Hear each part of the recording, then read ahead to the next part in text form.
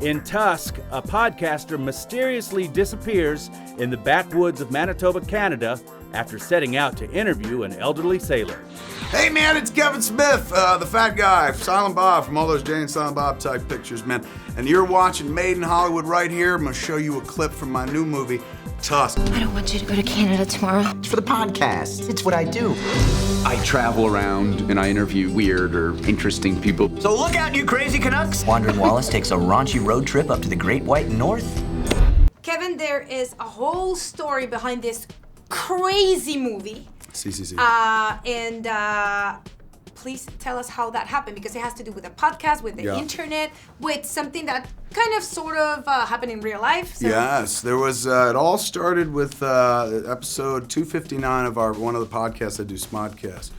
We talked about this online article we read, and it was on gumtree.uk, and it was offering a room for rent. To anybody, to any lodger. All you had to do in exchange was dress up like a walrus for 2 hours a day. So the article, like the listing, captured our imagination. Now, Turned it was out a to joke. be, it was a joke. Turned out to be a hoax written by, the ad was written by this kid in Brighton, England, named Chris Parkinson, who's one of the producers on the movie. Because I reached out to him and was like, dude, I'm taking it to the real world. You have to be part of this. He's my muse. He was the guy that said walrus. I'm an old man who has enjoyed a long and storied life at sea. And after eons of oceanic adventure, I know I do not wish to spend my remaining years alone when I have such stories to share. Justin, the $1 million question here, what were you thinking?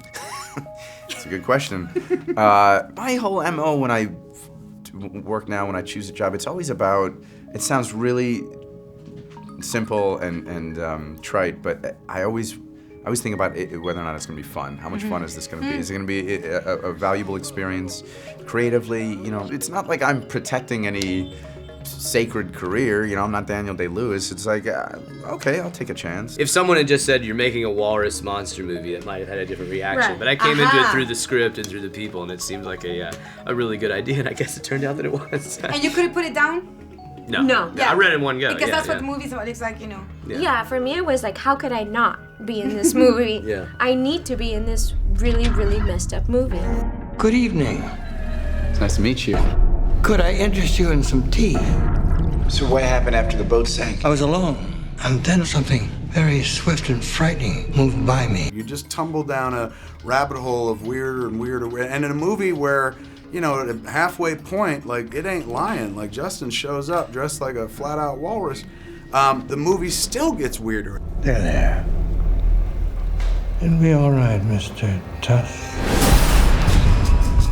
He hasn't called me in 3 days. I'm worried. I was really curious as to how, I thought maybe I was going to transform back and they were going to get me out on the thing. I don't want to give away too much, but yeah, I was really curious what was going to happen, because I would say about 2/3 in, this unspeakable transformation happens, and then there's quite a bit of the movie left to go. It becomes more about what is now going to become of this monstrosity.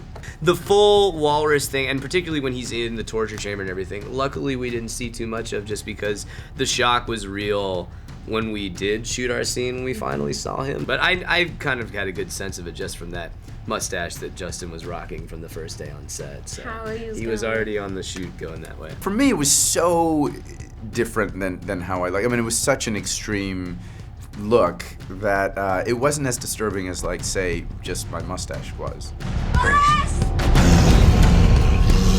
Why are you doing this? Are you really mourning your humanity? I don't understand. Who in the hell would want to be human? We talk about the story on the podcast, and, you know, by the end of the podcast, you can hear me work myself up into it, going, like, you hear us shape the whole movie, and you hear me go, like, oh, I want to do this. If you like the idea, hashtag Walrus Yes on Twitter. If not, Walrus No, and I'll drop it. And so the next morning, there was a ton of Walrus Yes. There was one Walrus No, and the guy was like, I'm saying no just for the democratic process, which I thought was sweet. So Twitter is responsible for this movie? Twitter greenlit the movie, so to speak, and so I started writing, and then boom, I start putting in things that like would make me interested in doing it. What if I put in a lot of stuff about the sea and sharks, and what if it was Michael Parks, who I loved working with on Red State? What if we did this? Justin, he was amazing on Zach and Miri. Just put in all these things that like appealed to me that I found cool, all this Canadian stuff and whatnot. If that made it interesting enough for me to come to set and try to make it every day, because it's just weird. I'm so scared. This guy wants to turn me into an animal or something. I don't want to die in Canada. Made in Hollywood.